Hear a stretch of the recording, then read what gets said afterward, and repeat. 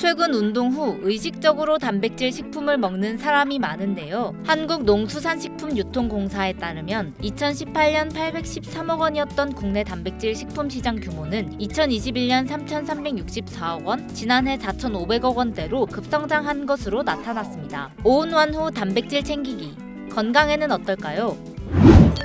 단백질은 탄수화물, 지방과 함께 우리 몸에 꼭 필요한 3대 영양소 중 하나인데요. 근육 구성은 물론 피부 탄력 향상, 면역력 증진 등 다양한 역할을 하죠. 한국 성인 기준 1일 권장 단백질 섭취량은 몸무게 1kg당 0.8에서 1.2g 정도입니다. 보통은 음식 섭취를 통해 필요한 단백질을 채우는데요. 특히 닭가슴살, 등푸른 생선, 육류, 달걀 등은 단백질이 많은 음식으로 알려져 있죠. 최근에는 단백질을 간편하게 섭취할 수 있는 음료, 간식 형태 보충제의 인기가 높은데요. 그러나 적정 기준 이상 단백질을 먹으면 오히려 건강에 해로울 수 있습니다. 단백질 과잉 섭취로 생길 수 있는 대표적인 질환으로는 통풍이 있는데요. 통풍은 혈액 내 요산이 제대로 배출되지 못하고 몸 안에 과도하게 쌓여서 생기는 염증성 통증 질환입니다. 요산은 단백질의 일종인 푸린이 체내에서 대사되고 남은 일종의 찌꺼기로 요산 결정이 관절이나 연골 조직에 붙으면 극심한 통증을 유발할 수 있죠.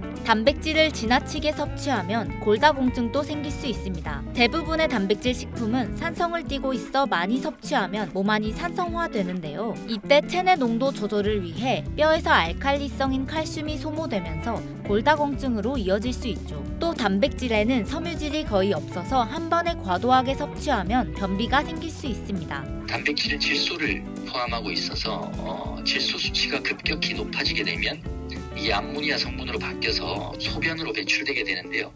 이 과정에서 강한 암모니아 독성 성분이 신장에 무리를 주고 신장 기능에 이상이 발생할 수가 있습니다.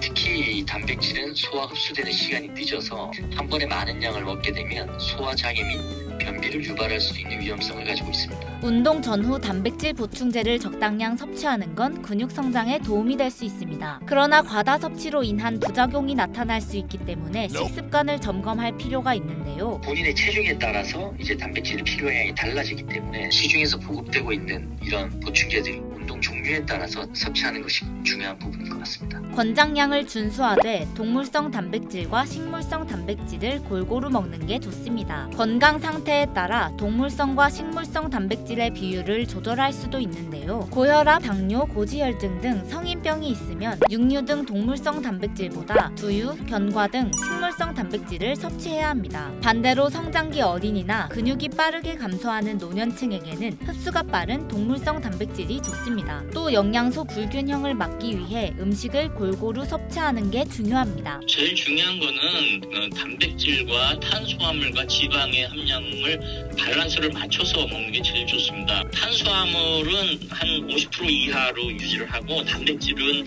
한 30% 정도로 유지하고 가공식품을 먹을 경우에는 식품 첨가제가 포함되지 않은 것을 선택하는 게 좋겠습니다.